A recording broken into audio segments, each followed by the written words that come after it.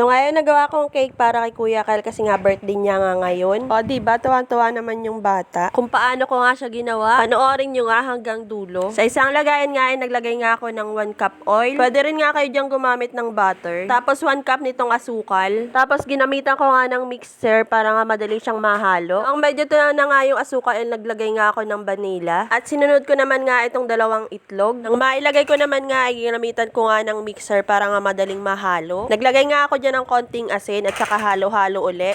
Ginamitan ko nga siya ng kutsara kasi nga itong mga gilid-gilid ay hindi nga nahagip nitong mixer. And then naglagay nga ako ng baking powder ng 2 kutsara. And then halo-halo hanggang sa matunaw nga itong baking powder.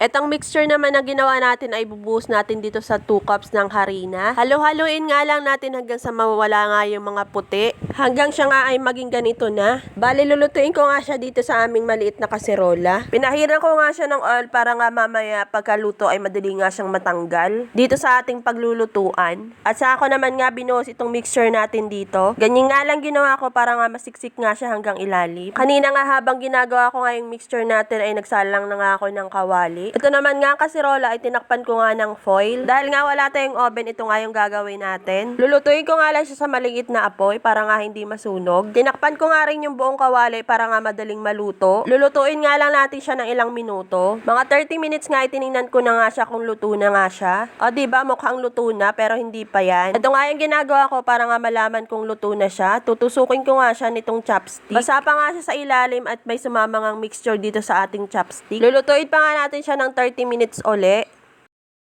After 30 minutes nga, itiningnan ko nga uli. Tinusok ko nga uli siya nitong ating chopstick at wala na nga sumama. Luto na nga ito. Tatanggalin ko na nga siya dito sa ating kaserola. Mabilis nga lang siya matanggal doon sa kaserola kasi nga nilagyan natin ng mantika. Bale, hahatiin ko nga lang siya sa 3 at papalamigin nga natin ng ilang minuto. Hintayin nga lang natin siya lumamig at okay na nga iyan. At dahil nga wala tayong whipping cream, ito nga yung kremang asada ang gagamitin natin. Bale, nilagay ko nga yan sa ref ng 1 oras. I-double up nga natin siya gamit itong ating mixer. Nung okay na nga ay saka naman nga tayo mag-assemble nito. Itong krema asada nga ay magiging palaman nitong ating cake. Itong recipe nga ito ay 2 beses ko na nga ginawa. Kung wala kang budget na pangbili ng cake ay pwede nga itong gawin mo. Talaga naman lalabas yung creativity mo dito. Medyo mahal kasi yung whipping cream kaya naman ito na muna pagtsatsagaan natin. Para lang siyang ice cream cake. Para naman nga may cake si Kuya Kel ngayong birthday niya. Effort lang talaga yung kailangan. Tapos na nga natin malagyan itong palibot ng ating cake. Kaya naman ilalagay nga natin ito sa ref para nga hindi siya matunaw. Kasi nga krema asada nga yung ginamit natin dito kaya naman madali itong matunaw.